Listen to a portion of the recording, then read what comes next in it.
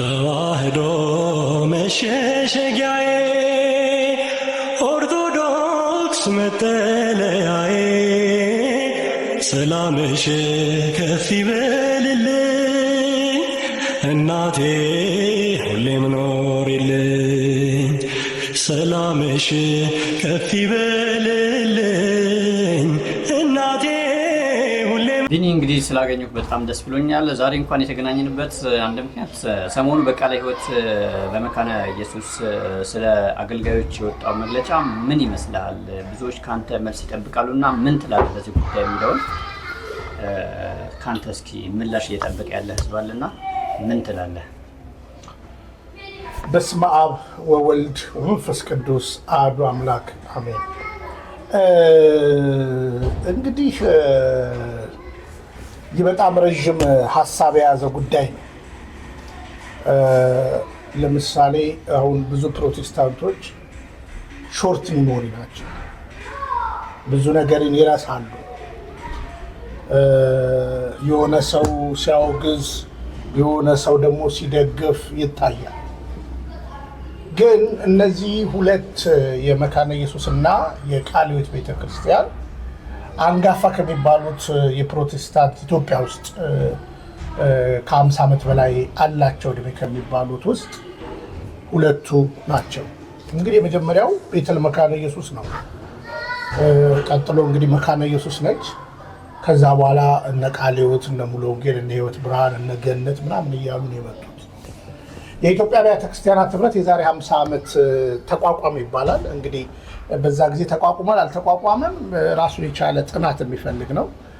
50 ዓመቱን እያከበረ ነው በሚል ማለት ነው። ግን የኢትዮጵያ ቃለ ሕይወትም ሆነ መካነ ኢየሱስ ቤተክርስቲያን እነዚህን ከሰባቱ አብያተ ክርስቲያናት ህብረት በዛ ጊዜ ከነበሩት ሁለቱ ናቸው። ሁሉ ሰው ግን በጥንቃቄ ላይ የሚገባው ቃለ ሕይወት ቤተክርስቲያን ከስሯ እነማን ወጥተው የራሳቸውን ከፈቱ፣ መካነ ኢየሱስ ከስሯ ወጥተው እነማን ከፈቱ። ያ ብቻ አይደለም። ቃለ ሕይወትና መካነ ኢየሱስ በራሳቸው የፉክክር ቤት ናቸው። ቃለ ሕይወት ቤተክርስቲያን 10 ሚሊዮን ምዕመናን አለኝ ትላለች፣ 10 ሺህ አጥቢያ አለኝ ትላለች። በደንብ ስማኝ። መካነ ኢየሱስም ልክ እንደዚሁ 10 ሚሊዮን ህዝብ አለኝ፣ 1,000 አጥቢያ አለኝ ብላ ትናገራለች። እኔ እንግዲህ ፕሮቴስታንት ውስጥ 24 ዓመት እንደቆየ ሰው በአሁን ሳለዛውም ቃለ ሕይወት ቤተክርስቲያን መካነ ኢየሱስ ወደ 13 እና 14 ሚሊዮን ደርሰናል እያሉ ነው የሚያወሩት ማለት ነው። እና አጥቢያዎቻችንም እንደዛ ሄደዋል። እንግዲህ ተከታዩዋ ደግሞ ሙሉ ወንጌል ነች። ሙሉ ወንጌል ደግሞ ወደ 5,000 6,000 ብላ ነበር። አሁን ደግሞ ወደ 7,000-8,000 ደርሻለሁ አጥቢያዎች።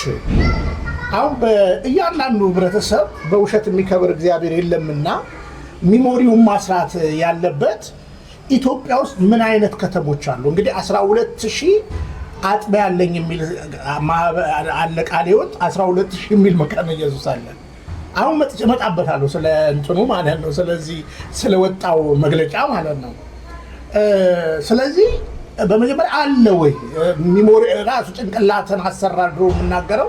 በዚህ አጋጣሚ ምንም የማልጸጸተው የኢትዮጵያ ወንጌል አማኞች ካውንስል ፕሬዚዳንት የነበሩት የመጀመሪያው ፕሮፌሰር እያሱ ይባላሉ። ጥሩ ወዳጄ ናቸው እና 10,000 አጥቢያና ይሄ ማለት የዛሬ 4 ዓመት ጥናት ብለው ነው የሚያወሩት እና 10 ሚሊዮን ህዝብ አለን ብለው ሲናገሩ አንድ ነገር አነሳውኝና ፕሮፌሰርን ጠየኳቸው።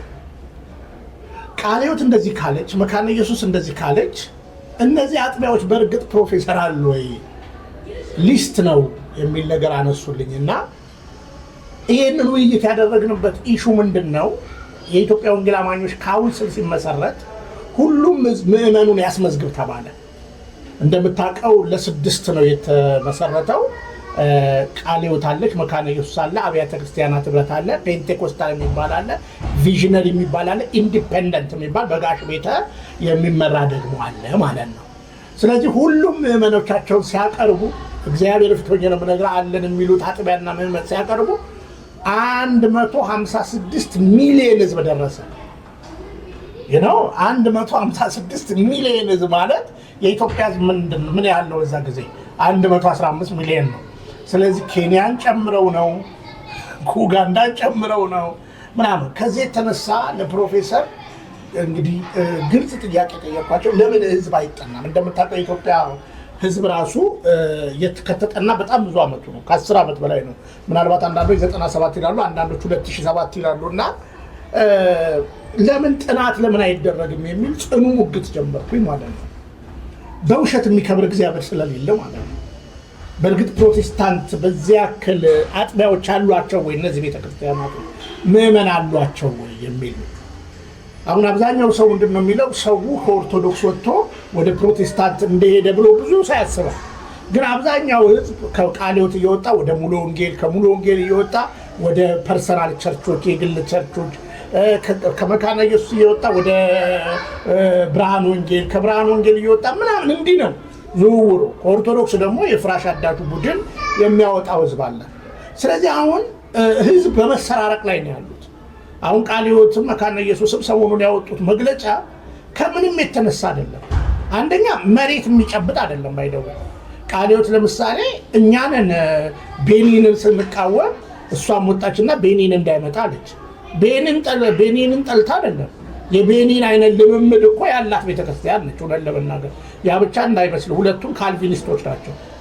እግዚአብሔር አስቀድሞ ወስኗል ሰውን ለማዳን መሰል ነገሮች ትምህርታቸውን ማየት ድነት አይጠፋም፣ የዘላለም ሕይወት እንደፈለከው አታጣም ብለው የሚያስተምሩ ናቸው። አሁን ብዙ ህዝብ ይህን ነገር አያውቅም። ስለዚህ አሁን ሰሞኑን ለምሳሌ በእኛ መድረክ ላይ አይቆምም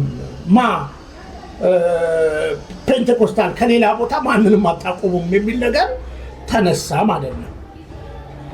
እዚህ ጋር አንድ ነገር እንድታስብ የሚያስፈልገው 10,000 ወይም 12,000 አጥቢያ ያለኝ ነው እያለች ያለችው ቃለ ሕይወት መካነ ኢየሱስ እንደዚህ ነው። ያን ያህል አገልጋይ ሳላቶ የሚለው ራሱን የያዘው ማለት ነው። ሁለተኛ የእሱ አገልጋዮች ሳውን ለምሳሌ አሁን የምናስገባው ሰው አሉ። እኚህ ሰው ሰሞኑን ሰርቼባቸዋለሁ። እኚህ ሰው የመካነ ኢየሱስ ቤተክርስቲያን ለዛውም የ5 ኪሎ ቄስ ሆነው ሄደው ግን የሚያገለግሉ ከማምላክ ወላዲተ አምላክ ስጋንም በነፍስም አልነሳም ብሎ ከሚያስተምር ነብይ ጥላውን ከሚባል ነው። ስለዚህ የሚሄዱት አገልጋዮች ያግዳሉ። መካነ ኢየሱሶች አሁን የሚመጡትን መድረክ ላይ ብቻ ሳይሆን አገልጋዮቹ እንዳይሄዱ ያግዳሉ። አገልጋዮቹ እንዳይሄዱ ካገዷቸው አንደኛ በጣም ጉዳት ይመጣል። የሚያኖራቸው የዞሩ የሚሰብኩት ገንዘብ እንጂ ደሞዛቸው እንደማያኖራቸው ያውቃሉ። አብዛኛው እንደምታውቀው በፕሮቴስታንቱ ጎራ ብናስብ በጣም ባለሀብቶች የሚሆኑት ከነዚህ ቀደምት ቸርቾች በልማት ማህበር ውስጥ ያሉ ናቸው እና ዱዋል የሆነ መንፈሳዊም እዛም ጋር ሰርተው ብዙ ብልጽግና የሚያገኙት እንጂ ወራዊ ደሞዛቸው እንደማያኖራቸው ይታወቃል። ስለዚህ አሁን የወጣው መግለጫ ምንድን ነው ብለህ ብትለኝ ማደናገሪያ ነው። አንዳንድ ፕሮቴስታንት ሐዋርያትን አንቀበልም፣ ነቢያትን አንቀበልም ብለው ከዛ በኋላ ምንድነው አንቀበልም የሚሉና እሑድ ዕለት ግን አሁን ብታይ እነሱ ናቸው የሚያገለግሉት ማለት ነው። ስለዚህ አሁን የወጣው መግለጫ ራስን ለመለየት ነው። እዚህ ጋር አሁን ገና ከመንግስት ጋር ላይ ያያዝኩት እርስ በራስ ነው። ለምሳሌ ቃለ ሕይወት ቤተክርስቲያን መድረኬን እንዳረግጡ መካነ ኢየሱስ መድረኬን እንዳረግጡ ብለው የኢትዮጵያ ወንጌል አማኞች ካውንስል ፖዚሽንን የያዙት ቃለ ሕይወቶችና መካነ ኢየሱሶች ናቸው። ለምሳሌ ፕሬዚዳንቱ በአሁኑ ሰዓት በግልጽ ቄስ ደረጃ የጀመሩ ናቸው። የመካነ ኢየሱስ ናቸው። ኢንዲፔንደንት ጋሽ ቤተ ጋር ከመካነ ኢየሱስ ጡረታ ከወጡ በኋላ ጋሽ ቤተ ጋር እንደነበሩ አውቃለሁ። ዋና ጠቅላይ ጸሐፊም ነበሩ። የቢሮ ኃላፊው የኢትዮጵያ ወንጌል አማኞች ካውንስል የቢሮ ኃላፊ የነበረው አሁን ደግሞ ዋና ጸሐፊ የሆነው የካውንስሉ ፓስተር ጌትነት ለማ ይባላል። እንግዲህ ዶክተር እንደሆነ በቅርብ ጊዜ ያየው ነው። እሱ ደግሞ የቃለ ሕይወት ሰው። ስለዚህ እነዚህን እስከዛ ውስጥ ያወጧቸዋል ወይ? የማይቻል ቁርኝት ነው። ከዛ በተረፈ መንግስትም በዚህ ያስማማል። እንደምታውቀው የኢትዮጵያ ወንጌል አማኞች ካውንስል በኢትዮጵያ አቆጣጠር 2011 ላይ በሰኔ ወር ስብሰባ አብይ እኔም በስብሰባዎቹ ላይ አብሬ ታደምኩ ላይ ኦልሬዲ እሱ ነው የሚፈልጠው፣ እሱ ነው የሚቆርጠው መርሃ ግብሩን ማለት ነው። ለኢትዮጵያ ወንጌል አማኞች ካውንስል ራሱ ወደ 9 መኪና ሰጥቷል። የመጀመሪያ የሰጠውን መኪና አውቃቸዋለሁ ከነ ቪኤት እና ፒካፖች። ከዛ በኋላም ሲበጣበጡ አደብ ግዙ ብሎ የኢትዮጵያ አብያተ ክርስቲያናት ህብረት አልገባም ብሎ ነበረ። እንዲገባ አድርጎ ሌላ ደግሞ 4 መኪናዎች ሰጥቶ 9 መኪና። አሁን እነ መካነ ኢየሱስ ብዙ ችግር ስላለባቸው ብዙ አስተዳደራዊም ችግር ስላለባቸው ከመንግስት ጋር ይሄን ያህል ይሳፈጣሉ ብዬ አላስብም። ትላንትና ፓስተር ጻድቁ ነበረ እንደምታውቀው ሲረብሽ የነበረው። ፓስተር ጻድቁ ደግሞ አሁን ኦልሬዲ ጊዜውን ጨርሶ አንድ ከባድ ሌባ ለሆነ እኔ ራሴ እውነት ለመናገር ወደ አሴምብልስ ኦፍ ጋድ ቸርች ወደ ያመጣሁት ዛሬ የኢትዮጵያ ወንጌላውያን አብያተ ክርስቲያናት ህብረት ፕሬዚዳንት የሆነው ፓስተር ደረጀ ታፈሰ ጠንቅቄ ስለማውቀው ነው ይሄንን የማወራው። እንግዲህ ይሄ ሰው ሆኗል አሁን በጻድቁ ቦታ። ጻድቁ ደግሞ በትክክለኛው ወክሎ የመጣው ሙሉ ወንጌልን ነበረ። ትክክለኛ ሰው ቢሆን ኖሮ ፓስተር ጻድቁ አብዶ ወደ ወከለው ቤተክርስቲያን ነበር መመለስ የነበረበት። ወደ ሙሉ ወንጌል። ፓስተር ጻድቁ ግን ሙሉ ወንጌል እንደማትቀበለው ስለሚያውቅ ወዴት ሄደ? የራሱ ሚኒስትሪ ከፈተ። ይሄንን ሁሉ እናስገባዋለን ማለት ነው። ስለዚህ 4 መንግስት ማየት ቀላል አይደለም። በእነዚህ በ4 መንግስታት ዘመን በቤተ ክርስቲያንም በአገርም የሆኑ ያሉ ነገሮች አሉ። እኛም እንደ ግለሰብም እንደ ግሩፕም ያለፍንበት ወደፊትም እንግዲህ የምናልፍባቸው መንገዶች ሊኖሩ ይችላሉ። በተለይ ከተወሰነ ጊዜ በኋላ በእኛ ሀገር ከማንነት ጋር ይያያዛል፣ ከሃይማኖት ጋር ይያያዛል። ብዙ ጊዜ ከጾታ ጋር እንኳን ችግር ላይኖር ይችላል። ተጽዕኖ ነው እንጂ የሚኖረው የወንድ የበላይነት አሁን እየቀነሰ ነው። እግዚአብሔር ይመስገን እየተጣጣመ ነው እየመጣ ነው። ግን ሌላ ዓለም ደግሞ ሌላ ችግር አለና ምንድነው የምናደርገው የሚል ነገር ስናወራ የወደፊት አገልግሎትም ጭምር ሰርክል ስንል ሴንተር ፎር ኢንተርካልቸራል ሪሊጂየስ ኮሚኒኬሽን ኤንድ ሊደርሺፕ ኤክሰለንስ የሚለው እንደው በጋራ ነው አይደለም እንትኑ ያውና ሰርክል ስንል እኛ ኮምፕሊት ሰርክል የሚገጥም ነገር ነው እና መሃሉ ክፍተት የሌለው አይነት ነገር ነውና ምን ይሻላል ብለን እዚህ ጋር እንደምታዩት የሰርክል ሞቶ አም ዲሳይፕል ኦፍ ላቭ ኤንድ ዩኒቲ በጣም ጥላቻን መሰረት ያደረጉ ነገሮችን እንዴት ነው መለወጥ የሚቻለው? ስለዚህ አሁን የኢትዮጵያ ፕሮቴስታንት ቤተክርስቲያን አንደኛ የእምነት መሰረት የለው። እምነቱን በእውነት ለመናገር ዶክትሪናል እንኳን የሚስማማበት አንድም ነገር የለም። በሁለተኛ ደረጃ ያ ብቻ ሳይሆን ያገናኘው መዝሙርና ኮንፈረንስ እንጂ ያገናኘው መሰረታዊ እምነት አይደለም፣ ዶግማ አይደለም። ከዛ በተረፈ ልምምድን በተመለከተ ደግሞ በግልጽ አማርኛ ልምምድን በተመለከተ እነዚህ ሰዎች የሚያደርጓቸው እያንዳንዱ ንግግር እያንዳንዱ ክንውር ካየኸው ሰዋዊ እንጂ ለእግዚአብሔር የቀናም አይደለም። አይታል በወንበር በኢትዮጵያ ወንጌል አማኞች ቤተክርስቲያን አብያተ ክርስቲያናት ካውንስል ላይ የወንበር ጦርነት ተፈጥሮ ከነበሩ 360 ምናምን ወንበሮች ብጥብጥ ተፈጥሮ ምን ያህል ሰራ እንደነበር ይታወቃል። ስለዚህ አሁን ቃለ ሕይወት ቤተክርስቲያን መግለጫ ወጣች። እኔ ጋር ማንም ሰው መጥቶ መድረክ ላይ እንዳይቆም አለች። የእሷስ አገልጋዮች እሷስ ከዚህ ልምምድ ነፃ ነች? ድሮም እኮ ልንገርህ ቃለ ሕይወት ሐዋርያና ነብይ ብላ አትሾም። መካነ ኢየሱስ ሐዋርያና ነብይ ብላ አትሾም። ኢንክሉድ ሙሉ ወንጌል ቤተክርስቲያን በሐዋርያው ንጉሴ ሮባና በሐዋርያው አክሊሉ በሚባሉ ሰዎች ተባለ እንጂ ሙሉ ወንጌልም ኦፊሻል አትሾም። መሰረተ ክርስቶስም ኦፊሻል አትሾም። እና እንደዚህ አይነት ደብዳቤዎች ለማደናገር ህዝቡን ለማደናገር ለምን የህዝቡ ጥያቄ አይተኮናው ለምሳሌ በቃል በመካነ ኢየሱስ ጉዳይ በዚህ በሰዶማዊ ጉዳይ በጣም ስትሪክት ነገሮች ወጥተውባቸው ነበር። በጣም ጠንካራ ነገር ሆኖ ነበር። ምክንያቱም ዘማውያኖቹ ራሳቸው እነዚያው ለምሳሌ ጾታ የቀየሩት እያንዳንዱ ቄሶቹ መተው ቁርባን እስከ መቁረብ በአድዋ 00 አዳራሽ ፕሮግራም ሁሉ እስከ ማዘጋጀት ደርሰዋል። አሁን በደንብ ስማኝ ምን አገናኛቸው ስትል ቃለ ሕይወትና መካነ ኢየሱስን የሚያገናኛቸው አብያተ ክርስቲያናትን ህብረት ትንሽ ፈሰስ ያደረጉለት ኢገስት የሚባል ስነ መለኮት ኮሌጅ አላቸው። ይሄ ኢገስት የሚባል ስነ መለኮት ኮሌጅ የቃለ ሕይወት ግማሽ ድርሻ የመካነ ኢየሱስ ግማሽ ድርሻና የተወሰነች ደግሞ ለአብያተ ክርስቲያናት ህብረት የሰጡት ድርሻ አለ። 40 ለቃለ ሕይወት 20% ደግሞ ለአብያተ ክርስቲያናት ህብረት።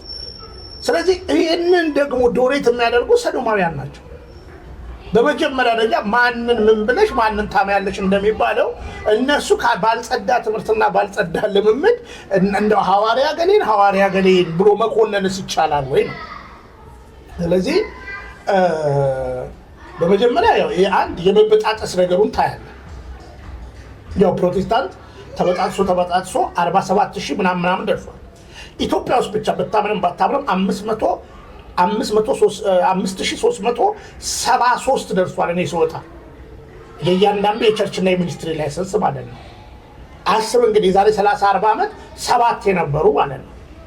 ስለዚህ አሁን ይሄ የማያስኬድ ነገር ነው። ከዛ በተረፈ አሁን በሶሻል ሚዲያው ላይ ስፔሻሊ ቲክቶኩ ላይ በዚህ ጉዳይ ላይ የሚነታረኩ ሰዎች አሉ። እነዚህ የሚነታረኩ ሰዎች ደግሞ ለትውስታ እንኳን በአብያተ ክርስቲያናት ህብረት ውስጥ የሚታወቁም አይደለም፣ በመካነ ኢየሱስ ውስጥ የሚታወቁም አይደለም። በተለያየ ዝም ብሎ ግን በአየር ላይ ነን እያሉ የሚፈጠር ማደናገር ነው እና በዚህ ሁሉ ግን ምንድነው ህዝብ ሊያውቅ የሚገባው? በእርግጥ ቃለ ሕይወት 12000 አጥቢያ ያላት ወይ 12 ሚሊዮን ህዝብ አላት ወይ? ከዛ አንተ ብቻ ሪሾን ስራው የኢትዮጵያ ከተሞች ስንት ናቸው? ወረዳዎች ስንት ናቸው? ቀበሌዎች ስንት ናቸው? ከምርጫው ጋር አሳልጠ መስራት ትችላለህ። ብትሰራው 12000 ወረዳና ቀበሌ እንዴት አስልተ ታገኛለህ? ስለዚህ የኢትዮጵያ ቃለ ሕይወት ቤተክርስቲያን ያልገባችበት ቦታ የለም ማለት ነው። ያልገባችበት ቦታ እንዳይመስልህ። በከተማ ውስጥ ለምሳሌ አዲስ አበባ ላይ 11 ክፍለ ከተማ አለ። 11 ክፍለ ከተማ ብቻ ሳይሆን በመቶዎች የሚቆጠሩ ወረዳዎች አሉ። እንደዚህ ነው መስራት ያለብን። ስለዚህ አንደኛ በቃ ዝም ብሎ የመዋሸት ነገር ነው፣ ራስን ልዩ የማድረግ ነገር ነው አሁን በእነዚህ ቤተክርስቲያናቶች የሚታየው። ዞሮ ትውልድ ሊያስተውል የሚገባው ትምህርታቸው ምንድን ነው፣ ልምምዳቸው ምንድን ነው። አሁን ያገልጋይ የተገሉ ብዙ ሮሮች እየሰማን ነው። እርግጥ ሰከን ብሎ ላሰበ ሰው የሚያዋጣው ባክ ቱ ዘ ኦሪጂን ነው፣ ወደ ቀደመችው ወደ እውነተኛይቱ ቤተክርስቲያን መመለስ ነው የሚያዋጣቸው። ወደ እሷ ካልተመለሱ አሁንም መበጣጠስ ነው ስራቸው። ስለዚህ የኔ ጉዳይ አሁን የሆኑ ሰዎች ቤኒንን ተቃወሙ፣ እኛም ተቃውመናል። ቤኒን ደግሞ አንዱ አልመጣም ያለበት ነገር የገንዘብ አለመስማማት ነው። ቃል ተገብቶ ነበረ በጠቅላይ ሚኒስትሩ ደግሞ ያንም ያህል ገንዘብ አልከፍልም አሉ። ቤኒን አልመጣም ማለት ተቃውሞም እንዳለ ሆኖ ማለት ነው። ተቃውሞ ግን ቁብ የሚደፋ አልነበረም። በጀቱ ከጠቅላይ ሚኒስትሩ ቢመደብለት ኖሮ ብሩን ቢያገኙ ኖሮ ያመጡት ነበር። ሰዎችም ገንዘብ አሰባስቡ ተባሉ፣ ማንም ሊያሰባስብ አልቻለም። ያ ቤኒንን የሚያስቀረው ነገር ይሄ ነው ማለት ነው። ግን አሁን ቃለ ሕይወት እቺ ሚስጥር ስለምታውቅ ቤኒን እንዳይመጣ ብላ ወጣ ተቃወመች። ጉዳዩ ቤኒን ያልመጣበት አንዱ የገንዘብ ጉዳይ፣ በቂ ገንዘብ ክፈሉኝ የሚል ነው። ድርድር አለ ታውቃለህ፣ ከነክሩ ነው የሚመጣው። ስለዚህ ገንዘቡ ሲገኝ ሊያመጡት ይችላሉ። እችን አደናግረው እንደገና ደግሞ እኔ መድረክ ላይ እገሌ እንዳይቆም እገሌ እንዲቆም እንዲህ ምናምን ነገር አሉ። በመጀመሪያ ደረጃ እውነት ለመናገር የእነዚህ ቤተ እምነቶች ትምህርትና አሰራር እውነት ያዘለ ነው። እንግዲህ የሪፖርት ጉዳይ የለምድ ነው። እኛም ኖረንበታል እኮ። እኔ ሚሽነሪ ሆኜ አውቃለሁ፣ ወንጌላዊ። ልክ ሚሽነሪ ሆኜ ሪፖርት እንደማቀርብ ሁሉ ደግሞ ኃላፊ ሆኜ ደግሞ ሪፖርት ተቀባይ ነበርኩኝ። ስለዚህ ሰው ያልዳነውን ሰው ዳነ እያልክ እየሞላክ ምናምን እንዲህ አይነት ነገር ነው የምታደርገው። ያልከፈትከውን ከፈትክ እያልክ የምትዋሽባቸው ነገሮች አሉ፣ እውነት ለመናገር ማለት ነው። እና በዚህ ትጣላለህ። እኔ ጋምቤላ ላይ አይረሳኝም። ኑዌሮች 45 አጥቢያ ያለ አሉ፣ አኝዋኮች ደግሞ 55 አጥቢያ ያለ አሉ። ከዛ ነው ሚሽነሪ ሆኜ ሄድኩኝ። ኑዌሮች ያሏቸው ወደ 6 ነው፣ አኝዋክ ያለው 2 አጥቢያ ነው። 10 እንግዲህ 45 ለ55 ብለው ነው እንግዲህ ሪፖርት ያደረጉት ማለት ነው። ልክ በዚህ ሁሉ ተጽራውን የኢትዮጵያ ኦርቶዶክስ ተዋሕዶ ቤተክርስቲያን የሰማሁት ታሪክ አለ። እኚህ አቡነ ሩፋኤል የሚባሉ ሰው የዋሹት 20 ምናምን አጥቢያ ሳይኖር አለ ብለው በውሸት የሚከብር እግዚአብሔር አለ። እሱን እንግዲህ በቅርብ ጊዜ እንሰራበታለን። ስለዚህ ምን ልል ነው፣ እነዚህ ሰዎች አሁን ያወጡት መግለጫ አሁን አንዳንዶች በቃ ወደ ቃለ ሕይወት መሄድ ነው። በመሰረቱ የቃለ ሕይወትን ትምህርት ያውቁታል።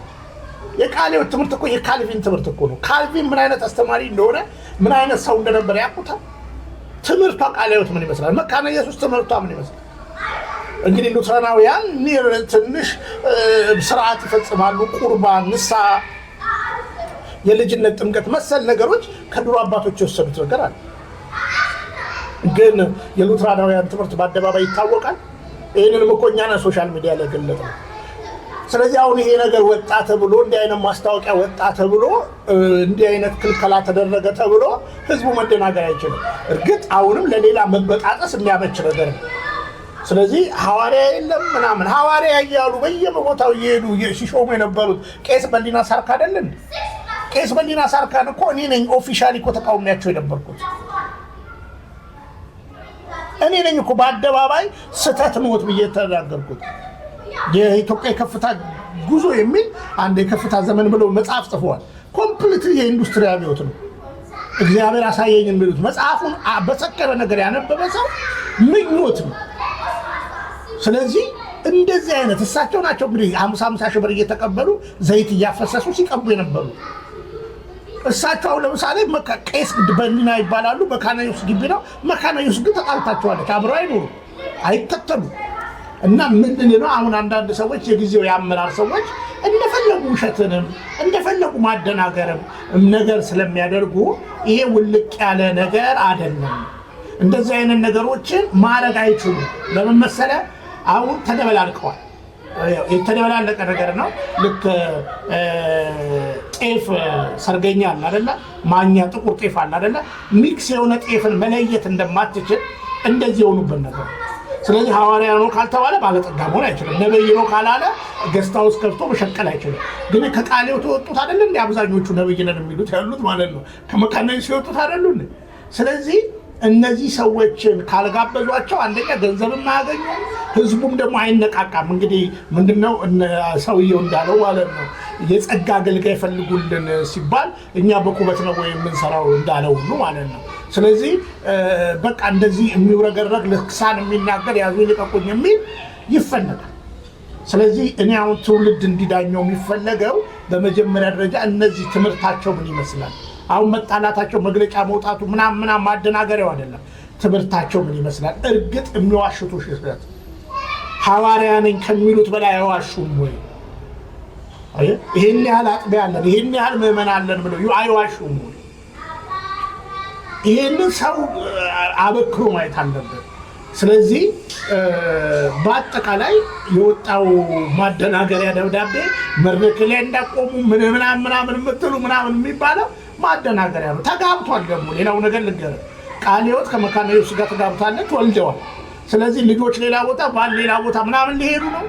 ስለዚህ የማይመስል ነገር ነው ሲያወሩ የነበረው እና ዋናው ነገር ግን ሰከን ብላችሁ የቀደመው የቤተክርስቲያን ትምህርት ምን ይመስላል፣ ሪፎርም ወይም በጀት የሰጧችሁ ታድሶ ነን የሚሉ ሰዎች ያስተማሩት ትምህርት ምን ይመስላል፣ ያንን አይታችሁ ትምህርታችሁና ልምምዳችሁ መጽሐፍ ቅዱሳዊ መሆኑን ተረድታችሁ ወደ ቀደመችው ወደ እውነተኛይቱ ቤተክርስቲያን ተመለሱ። ባክ ቱ ዘ ኦሪጂን ነው ስንል የነበረው ማለት ነው። ስለዚህ ይሄ ነው ገና መበጣጠሱ አለ እና እዚህ አየር ላይ አሁን ይህንን የሚያዞሩት ሰዎች አንደኛ ገንዘብ ስለሚያስገኝ እኔ አሁን ብዙ ይጠይቀውኛል በዚህ ጉዳይ ሀሳብ እንደቻል። በመጀመሪያ ላይ ምንም አይደለም ይሄ ጉዳይ ሲዋሽ የኖርኩበት ሰባ የነበረ ስለሆነ አሁን አንዱን ለመጣል የሚያደርጋቸው እንቅስቃሴዎች ስለሆኑ ከቁም ቆጥሮ ሀሳብ አይደለም። ለማንኛውም እርግጥ የመካነ ኢየሱስ ቄሶች ሌላ ቦታ ሄደው ማገልገል ያቆማሉ፣ የቃለ ሕይወት እንደዚህ ያቆማሉ፣ ሌሎች እነዚህ ነቢያቶች ምናምን እዛ ሄደው ማገልገል ያቆማሉ። እንደ አጠቃላይ እስከ ኢትዮጵያ ወንጌል አማኞች ካውንስል ይወጣሉ። ይህንና መሰል ነገሮችን ማየት እንችላለን። እንደምታውቀው ከዚህ በፊት 7 ሆነ አብያተ ክርስቲያናት ህብረት ላይ ወጥተዋል ቃለ ሕይወትና መካነ ኢየሱስ። ከካውንስሉ ይወጣሉ ወይ? ከካውንስሉ ከወጣ ህልውና ያላቸው ባይደውል እንደምታውቀው ድሮ ፈቃድ የሚሰጠው የአርብቶ አደሮች ወይም የሰላም ሚኒስቴር የሚባለው ነው። አሁን ሙሉ ኦቶራይዝ የሆነው ካውንስሉ ነው። ስለዚህ ካውንስሉ እንዲህ በሆነበት ነገራቸውን ወደኋላ አጥንተው እኔም ልክ እንደቀውኩት ማለት ነው ባክ ቱ ዘ ኦሪጂን የቀደሙ አባቶችን ትምህርት ወቁ ውድ ብዬ እንደቀውኩት አጥርተው ወደኋላ ወደ እውነተኛይቱ ትምህርት መመለስ ነው የሚገባባቸው። ወይንስ አሁንም ወጥተው ከካውንስሉ መውጣት አይችሉም? ከካውንስሉ ከወጡ እንደ ሃይማኖት አይቆጠሩም ባይደወይ ማለት ነው። ምክንያቱም ድሮ ፈቃድ የሚያድሰው የሰላም ሚኒስቴር ነበር። አሁን ግን ኦቶራይዝድ የሆነው ካውንስሉ ነው። ከካውንስሉ ደግሞ ከወጡ ህልውና ስለሌላቸው እንዴት ነው የሰፈሩን ጉልት ከልክለ ዋናውን ገበያ ነግዱበት ማለት ይቻላል? ስለዚህ የማደናገሪያ ሀሳብ ነው እና ህዝብ ንቃ፣ ወደ እውነተኛይቱ ቅድስት ቤተክርስቲያን ተመለሱ ነው መልእክቴ። እንግዲህ ለዛሬ እንግዲህ ይህን ያህል ካልኩ ሌላውን ነገር ደግሞ በሚቀጥለው መጣበታለሁ። ተዋህዶ መሸሸጊያዬ ኦርቶዶክስ መጠለያዬ ሰላምሽ ከፍ ይበልልኝ እናቴ ሁሌም ኖሪልኝ ሰላምሽ ከፍ ይበልልኝ